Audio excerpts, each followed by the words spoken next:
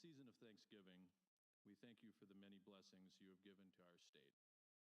Thank you for the public servants that are gathered here today and for the opportunity to serve our people. As we enter the Advent season, we know that very soon Christmas will end and we will be on the legislative season. And as we approach that time, I would ask that Hi you help everyone, us and thanks for joining me this afternoon. I'm Tamara Chibi here on the KOTA News Live Desk. We're watching the governor get ready to present his first ever budget address at the state capitol in Pierre. You may remember last year's budget was presented by then Governor Kristi Noem, who resigned to become U.S. Secretary of Homeland Security. This comes a little more than a month ahead of the 101st legislative session, and this broadcast comes to us courtesy of PBS. Right now, it looks like they're opening with a prayer and the Pledge of Allegiance. Let's start listening in now.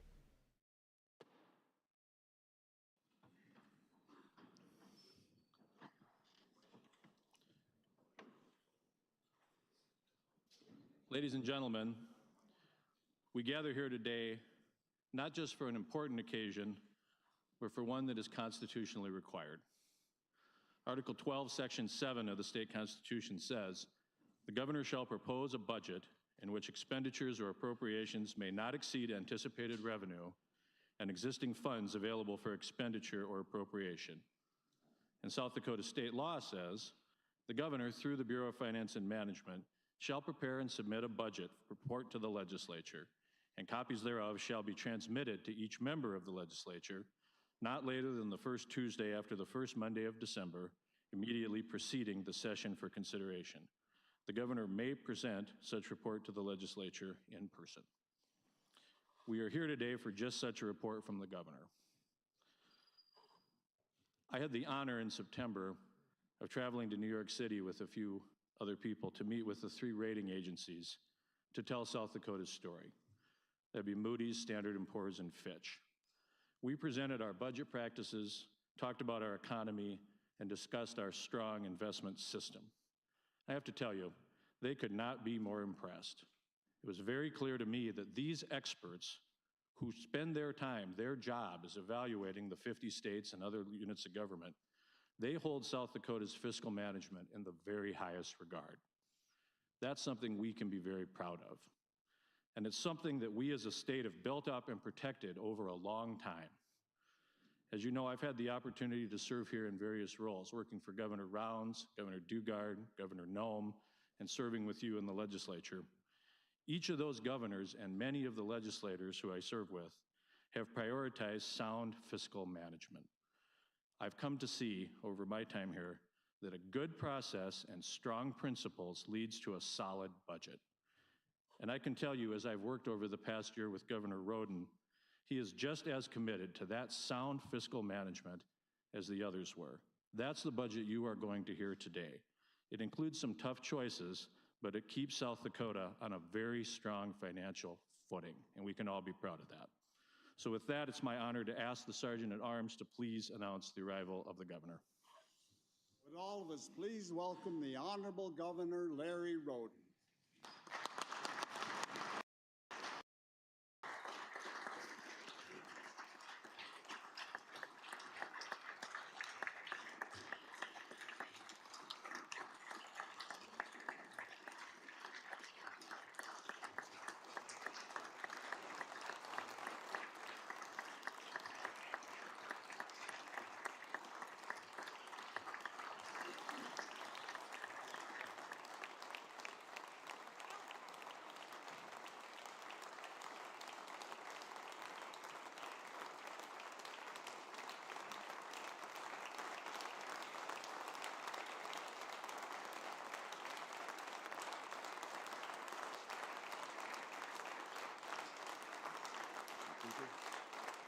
Thank you, sir.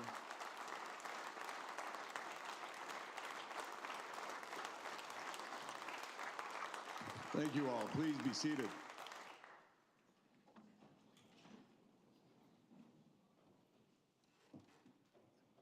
Good afternoon. Responsive, I love it.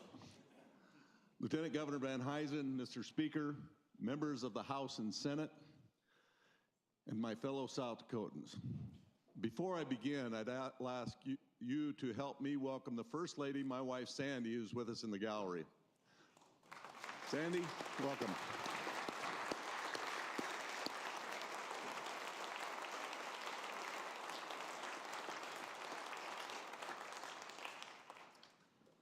Well, I say welcome back.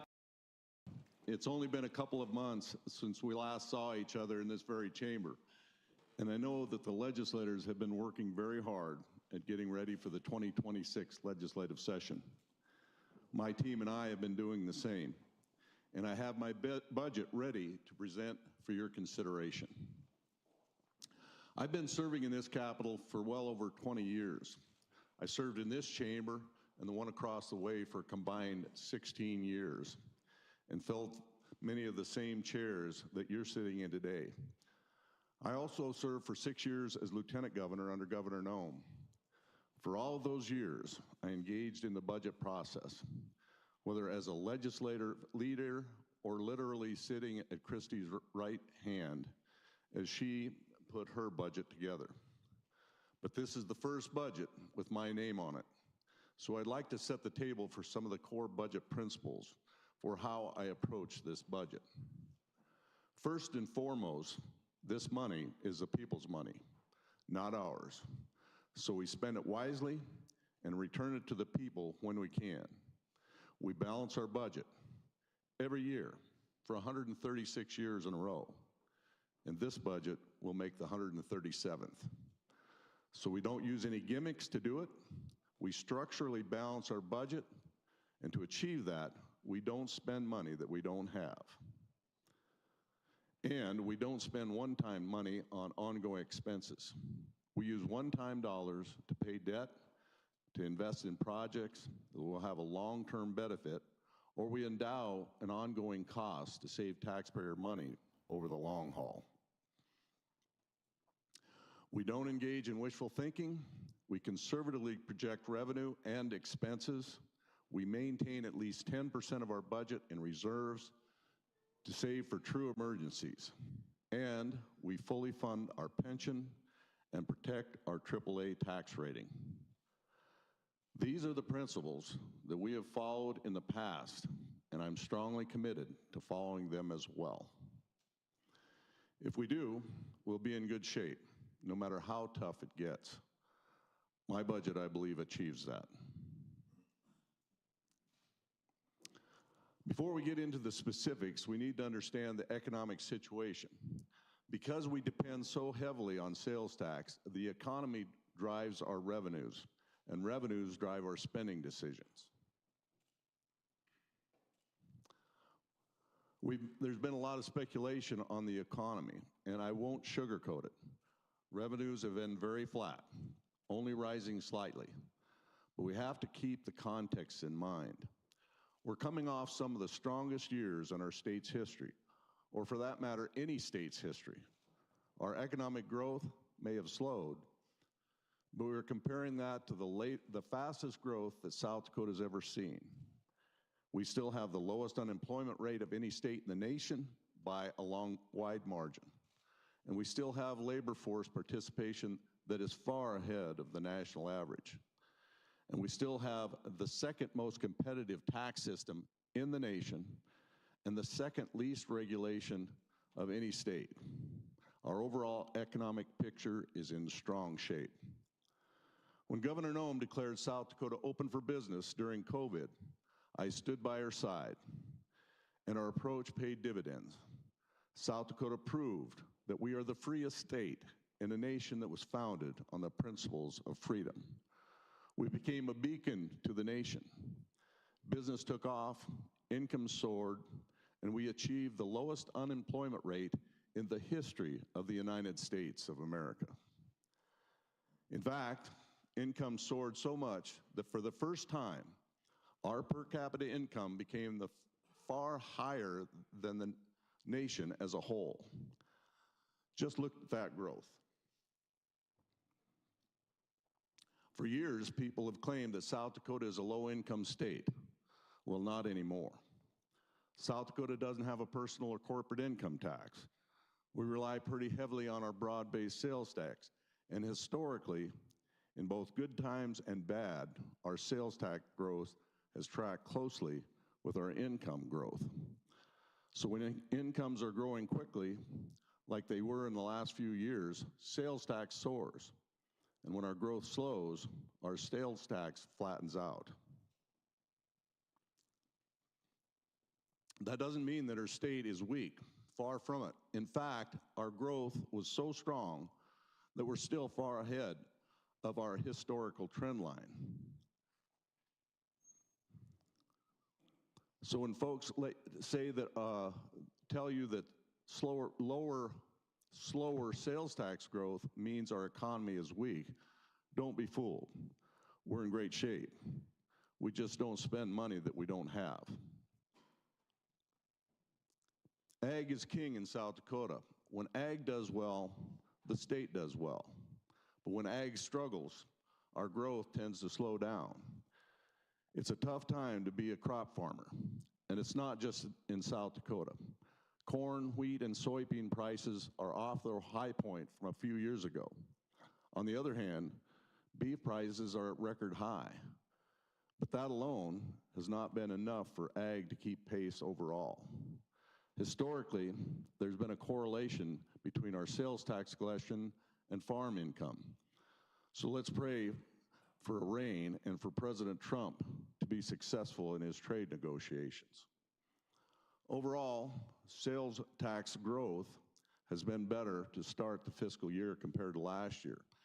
In fact, last year, it was just the third time in the past 30 years that sales tax was down for the year.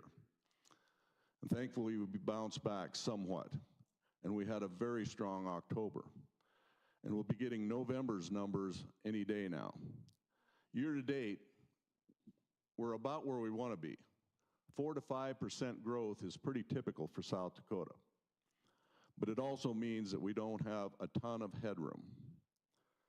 There's been a lot of chatter about our year-end surplus.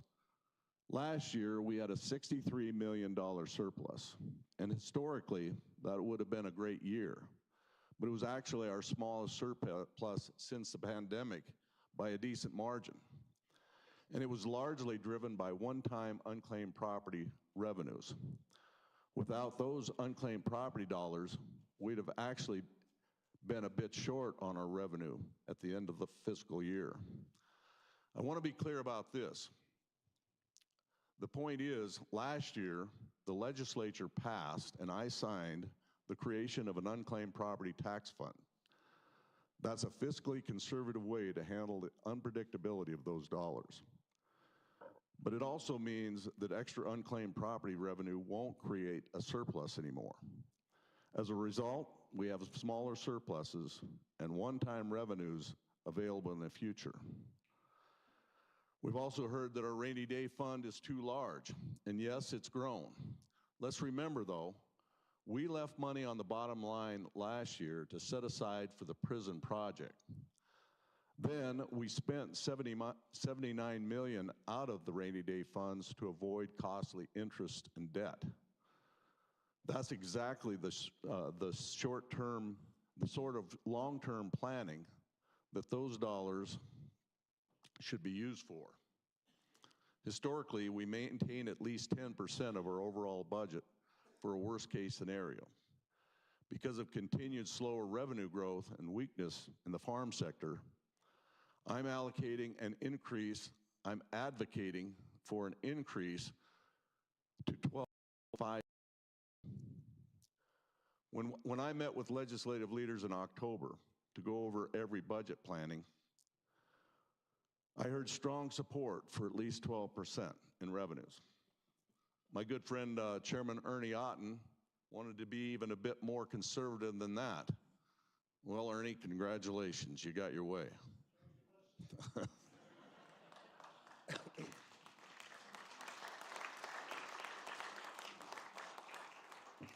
All reserves above 12.5% will be available as one-time dollars in this budget, and more to come on that.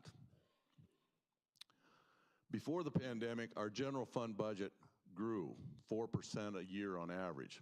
After the pandemic craziness, that growth jumped to 10% a year. But a big cause was rising inflation, which meant we had to allocate more to building projects and provide more to the big three. That growth has not been equal across the board. If you look back at the start of the Rhoden administration, Medicaid has grown far faster than any other area of the budget. In fact, for the first time in state's history, Medicaid is bigger share of the general fund than K-12 education.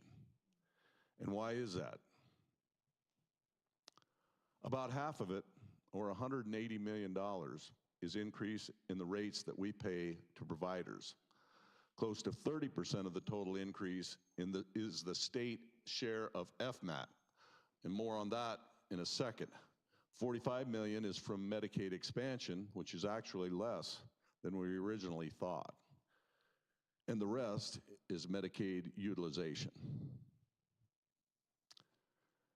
Everything on the left side of that pie chart is mandatory. We have zero control over it. Everything on the right side is optional. This legislature has made the decision to increase provider rates, including to groups like CSPs, above and beyond what is required. So why am I telling you all this? Because it's very important that we understand that if you need to make dramatic cuts to the budget, like I've heard some legislators in this chamber say, then provider rates are just most obvious cost-cutting option. And I don't think that's the right way to go. And I don't think there's a lot of appetite for that. In fact, if anything, I think we'll hear some of the provider groups ask for more money this year. There is some good news. I've talked about the second biggest Medicaid driver being the FMAP to the tune of $105 million. This is a ratio where the feds pay at least half and the states pay the rest. And it's based on how strong our economy is. When our economy does well, we pay more. Well, here's the good news. We're almost to 50%. Our share of FMAP has never been this high, and it can't get much higher. If we have one more good year of strong economic growth, it will level off and it will cap out at the 50% level. Back to overall growth. Everything besides Medicaid has grown at a far slower rate. Well, one of the legislative summer studies came back with a recommendation that I propose 5% in budget cuts. Last year, Governor Nome stood at this podium and recommended $80 million in budget cuts. When I took the reins, I adopted her budget. The final budget included no additional costs, no additional cuts from the legislature, and in fact, you restored $7 million of the cuts that we proposed. So I would ask the legislators who are asking for the cuts, where should we cut? Should we cut healthcare, education, or public safety? Folks seem to want to cut the general operations of state government, the all other in the far right. To put it another way, side of education, taking care of people and public safety, only 4% of our budget goes to the rest of state government. That's not enough to move the needle. I share the desire to cut property taxes, but slashing health care, education, and public safety is not the way to do it. I have a much better, more targeted plan to address property taxes, and I look forward to sharing the specifics with you at the State of the State.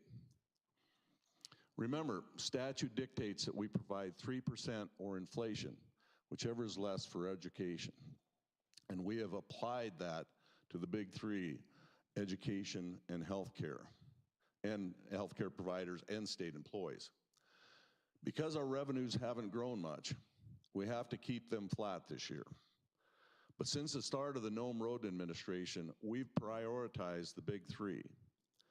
In fact, over that time frame, the statutory increase would have been 21.7%. And on several occasions, we provided increases above 3%, and sometimes far above. That means that even with 0% this year, funding over the last 8 years has been 6.2% ahead of what was required at 27.9%. So while these priorities aren't getting an increase this year, I'm proud of what we've done with them over the past several years. For K-12 education in particular, enrollments are down across the state. And why is that? Well, there are two main reasons. Number one, births are down 9% years. And even though South Dakota still has the highest birth rate in America, it's not high enough to keep up. In the meantime, we've seen a 216% growth in students getting alternative education, such as homeschooling. Those families are choosing the best education option for them, and they should. Our funding formula is largely based on the number of students in public education. And where there are fewer students, this is what happens. As for the third leg of the big three, state employees, my budget makes a modest investment in our state employees' health plan without raising premiums for our state employees. We're investing $3 million out of health plan reserves and implementing a plan change to keep costs from going up on state employees, since we won't be able to give them a raise this year. So now it's time to get into the nitty-gritty details of our ongoing revenue. So far this fiscal year, we're $8.2 million behind legislative adopted revenues. So while our sales tax revenues are up, we actually have to cut our total estimates by about $7 million. We're expecting overall sales tax growth at 4.4% over the fiscal year, about where we're at so far. And we're revising other revenues up by more than $8 million, mostly because of our severance tax revenues that have been excellent.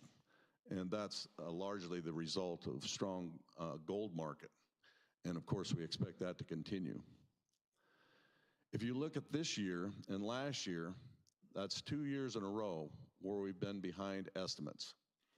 Of course, that's after 4 years where revenues kept going crazy. So it's been very hard to set estimates. I just want to stress the importance of being conservative in setting our revenue estimates this year. There's always points of disagreement, but the fact of the matter is the legislature always comes in with a little rosier estimate than the administration. It's worked for us so far, but that's mostly a reason by unclaimed property dollars.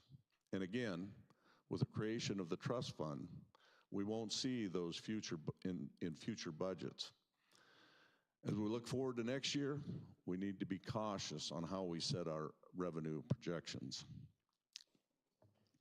Next year, we're estimating sales tax growth of $60.3 million and overall revenue growth of $58.7 million.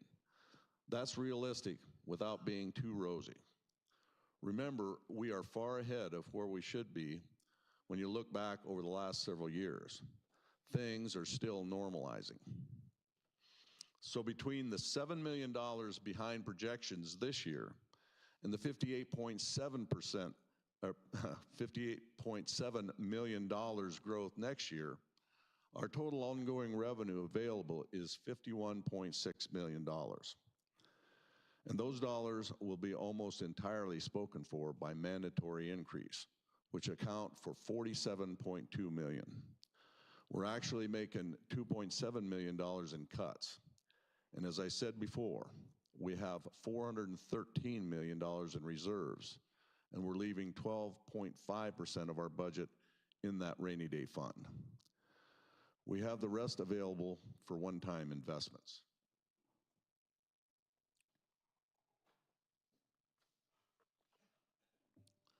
My budget keeps the state workforce flat, with the the one exception of staffing for the new women's prison. This budget invests taxpayer dollars conservatively and wisely to keep South Dakota strong, safe, and free.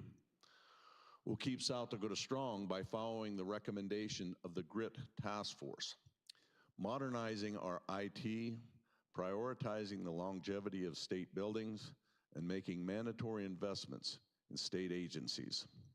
We'll keep South Dakota safe by preparing for the opening of the new women's prison in Rapid City, investing in our National Guard and Highway Patrol, and prioritizing security at County Courthouse.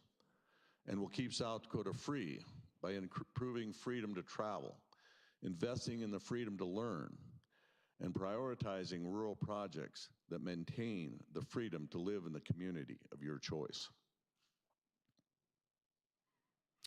My budget keeps South Dakota strong by focusing on what works.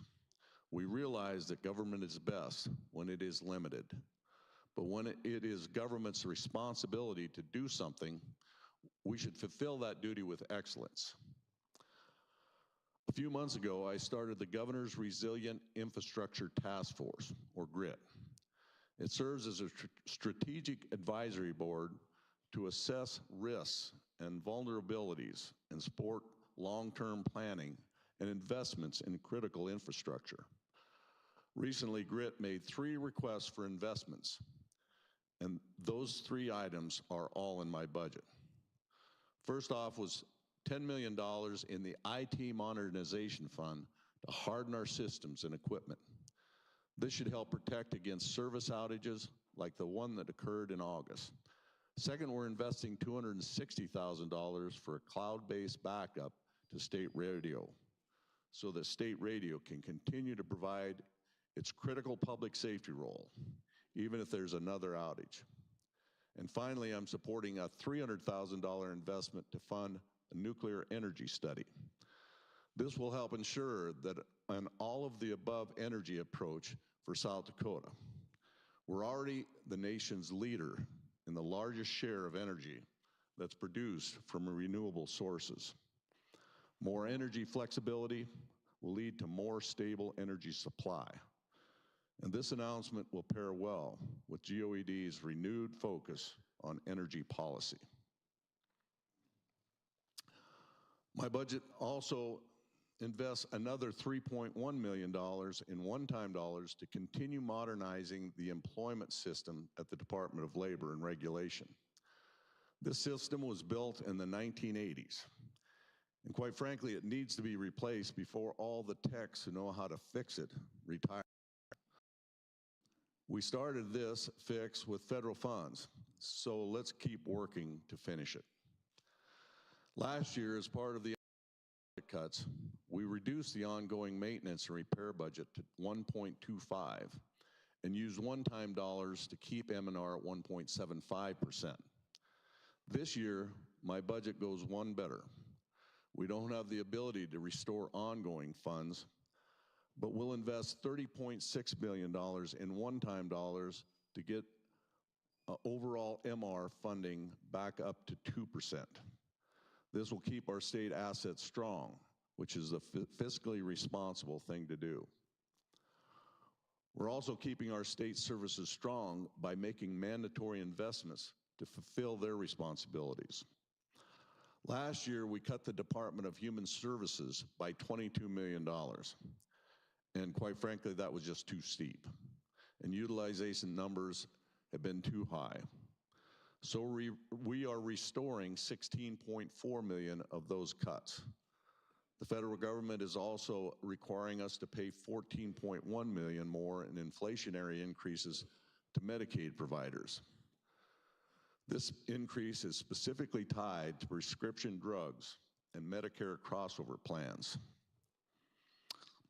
So we're required to pay it, and we will.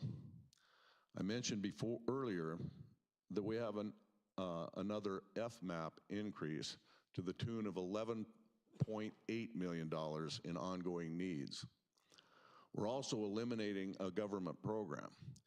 We can rely on the federal hemp program without compromising the industry or public safety. We're also going to backfill the loss of federal funding in a few programs. The federal government changed their MAT rate for administration of SNAP, which represented a $5.5 million cut to food stamp program, which we have to pay. Thankfully, our SNAP error rate was the very lowest in the nation, because we do business right in South Dakota. Otherwise, that cut would have been about $10 million more. We're also going to increase funding for South Dakota Public Broadcasting by $296,000 to support their open government platform. This will replace just a portion of the federal dollars that they lost. This will allow them to continue to broadcast the state government activities.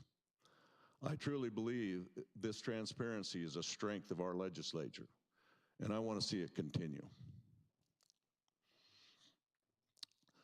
So that's how my budget keeps South Dakota strong, and now for how it keeps South Dakota safe. The biggest public safety investment is the Rapid City Women's Prison. The prison construction is almost done, and it will open next year. Now it's time to staff it up. That represents $13.2 million to support 133 FTEs. It includes a heavy emphasis on programming staff. From the very beginning, the new prison was built with programming in mind. This facility will include a therapeutic community where the addiction counselors will be there with the inmates on a daily basis. This expansion of drug treatment will reduce recidivism and help alleviate overcrowding long term. The vast majority of inmates will benefit from this new programming. And because we need to ramp up staff before July 1st, my budget includes $2.4 million in one-time dollars this year. We're also making other investments in our prison system. My budget increases funding for offender health care by $1.1 million to cover increasing costs. It also makes a $555,000 investment, one-time investment, for new cameras to make the Jameson Annex and the Sioux Falls Minimum Center safer.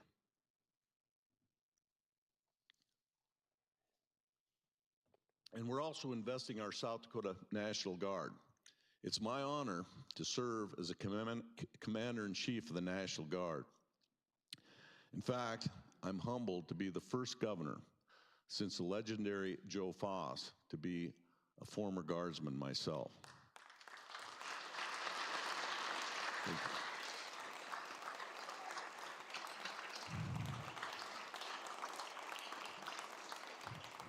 you. We have extra reason to be proud of our Guard in South Dakota. Everywhere our soldiers go, they are recognized for their excellence. We have a contingent of South Dakota National Guard here with us today. Would you all please stand? And would you all help me, join me in honoring them? And thank you for your service.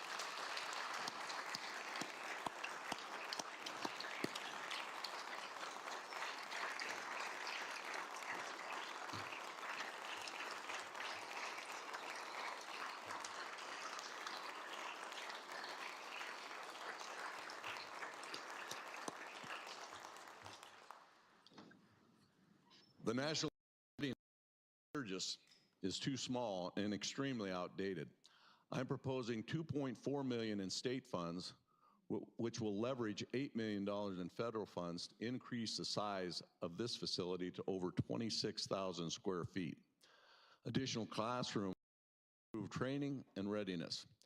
I'm also recommending $30 million in federal funding authority to build a new 37,000 square foot vehicle maintenance shop in Sturgis. This will move the facility from its current location to the area just east of the high school with our other Guard facilities. The existing facilities are inadequate for today's large military vehicles and do not meet our soldiers' operational needs. When I served in the Guard, I served in the 842nd Engineering Company. That unit is based throughout Sturgis, Spearfish, and Belle Fourche, and I'm proud that it will benefit from both these investments. My budget also supports key investments in our South Dakota Highway Patrol. Throughout Operation Prairie Thunder, the Highway Patrol has used aerial assets like their Highway Patrol airplane in support of that mission. This plane contributes in all kinds of ways. It helps us find missing people, track suspects who flee law enforcement, and investigate drug activity. But our current plane is coming up short far too often. Earlier this year, when a dignitary was in South Dakota, the camera system failed 3 times, and engine issues have kept the plane grounded at times. My budget recommends $5 million to purchase a newer, though still used, airplane for the Highway Patrol, including equipment upgrades, which are significant. We'll also sell the current aircraft. This option is the right mix of effectiveness and affordability, and it will support public safety in South Dakota. My budget also provides $9 million in expenditure authority to the Department of Social Services to grant opioid settlement dollars. DSS is working with the Opioid Advisory Committee on this, and they just announced a new framework to expand access to these funds. They're focused on reaching communities across the state to strengthen prevention, treatment, and recovery efforts. And a few years back, the Rhoden administration invested $5 million to improve security in our county courthouses. Since then, we've modernized courthouses in 36 counties. My budget recommends $1.5 million to keep that ball rolling. We also recommend $4.2 million to replenish the Emergency and Disaster Fund, $2.7 million to refill the Fire Fund, and another $435,000 to backfill the loss of some federal fire assistance. In all those ways, my budget keeps South Dakota safe, but will also keep South Dakota free to purchase opportunities and happiness. And a little over a month ago, I announced that my administration will support the continued expansion of the Sioux Falls and Rapid City airports. Since the start of the Rhoden administration, travelers through the Rapid City Airport are up by 30%, and they're up by 25% in Sioux Falls. I'm proposing that we provide up to $15 million in 0% interest loans to both airports. This is the exact same approach that we took last year to support the investment in the Douglas School District. But instead of making these loans out of the Housing Loan Fund, I recommend moving the remaining $65 million to the Ready Fund. The original $100 million in housing grants has been fully utilized, but only $20 million in loans were ever leveraged. We've made a huge positive impact on housing, and now we need to focus on other important investments. By supporting these airports, South Dakota will see more gates, more flights, and more destinations, and we'll be able to draw more visitors and keep our state open for opportunity. My budget also strengthens education by supporting continued growth in our tech colleges. Ultimately, education is about the freedom to learn, to pursue the life and career of your dreams. Truth be told, I never graduated from college. I did take a ranch in Dakota Tech. Figured I'd spend my entire life running a ranch. God had other plans. South Dakota Tech colleges continue to prove themselves some of the best in the nation, and they're creating all kinds of opportunities for our kids to get into the careers of their dreams. My budget invests $6 million one time in new advanced manufacturing center at Southeast Tech College in Sioux Falls. This facility will increase student capacity by 130 students in several programs. The state will support 1/4 of this project, and the rest will come from a mix of federal, local, and private funds. My budget also supports $4.3 million one-time for equipment upgrades at all 4 of the tech colleges. This will provide 2/3 of the investments, as we've done in recent years. Our tech schools will be able to make sure their students meet industry expectations and provide higher safety standards for students and instructors, and grow overall student capacity. My budget also increases ongoing aid to our tech colleges by $1.7 million because of rising enrollment costs, which is great news. I grew up on a ranch near Union Center. I was born 60 miles, about 45 miles from there in Sturgis. And that's how life is for many of the folks in the rural communities. They get their health care miles from home. And over the years since then, we've seen rural health care face more and more challenges. President Trump's One Big Beautiful Bill prioritized rural health transformation. And South Dakota stands to benefit from that investment with at least $500 million over the next 5 years. We've reached out to folks across South Dakota to get their ideas on how we could make an investment, an innovative, long-lasting impact on rural health care. And we put together a good plan. We're just waiting for the Trump administration to green light it, which we hope to have by the end of December. My budget proposes $500 million in federal funding authority to support this plan. And if we get approved for more than that, then we'll adjust that number accordingly. This is not an increase in state spending. It's just the authority to spend those federal dollars allocated to South Dakota. And speaking of our rural communities, the Rhoden administration made it a top priority to expand high-speed broadband access in every South Dakota community. To date, we've invested over $300 million between state, federal, and private funds.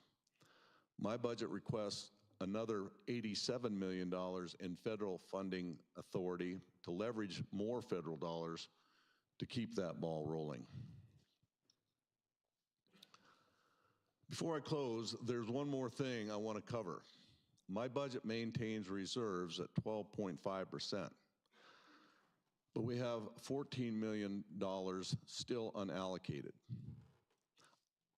I'm leaving that funding on the bottom line for the legislative priorities. I'm eager to work with you and see how you choose to invest those dollars to keep South Dakota strong, safe, and free. So there you have it, ladies and gentlemen, my first budget as governor.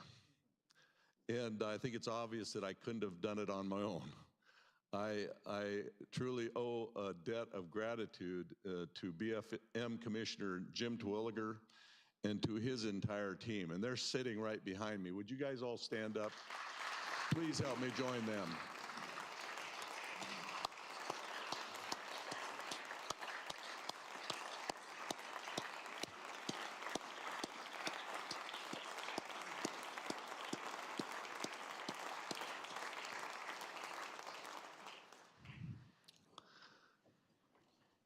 This investment, it keeps our home state strong, safe, and free by making targeted investments where we should, saving extra money for the future, and still paving the way for property tax relief.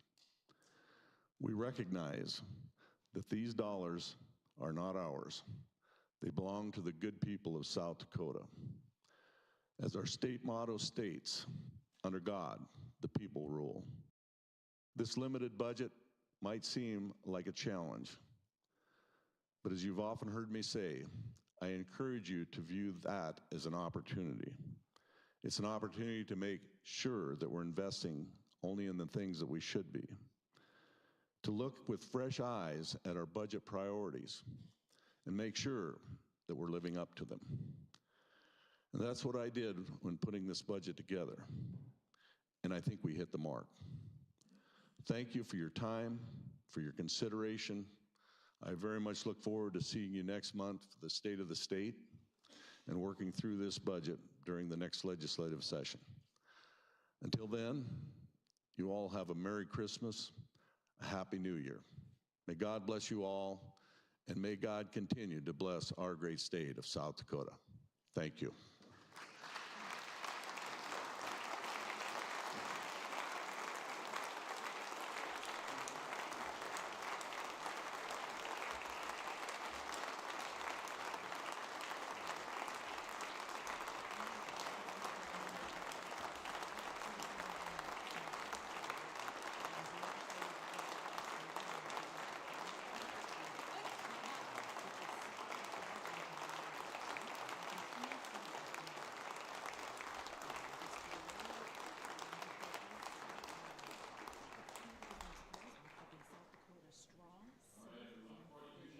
Till the legislative session. Is there a motion to adjourn? Second. All in favor say aye. We're adjourned. Merry Christmas.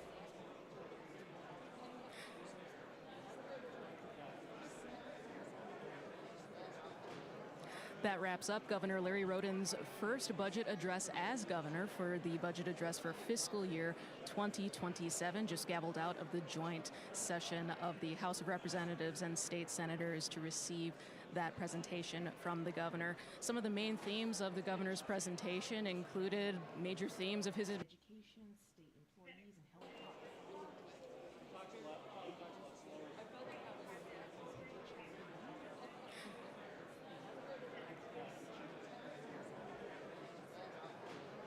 That wraps up Governor Larry Rhoden's first budget address as governor for the budget address for fiscal year 2027, just gavelled out of the joint session of the House of Representatives and state senators to receive that presentation from the governor. Some of the main themes of the governor's presentation included major themes of his administration so far, ideas of keeping South Dakota strong, safe, and free.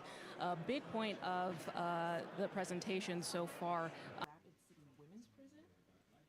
The construction's almost done. It'll open next year. He also mentioned, investments in the National Guard, including setting aside money to expand the National Guard Center in Sturgis. In closing, as you saw when he was wrapping up, he mentioned that the tight budget, many might see it as a challenge, but he sees it as an opportunity to really focus on what's important to people in South Dakota. And that's all I've got. Thank you for joining me here on the KOTA Territory News live desk, and I hope you'll join me again next time. You said you were trying to dig up some video of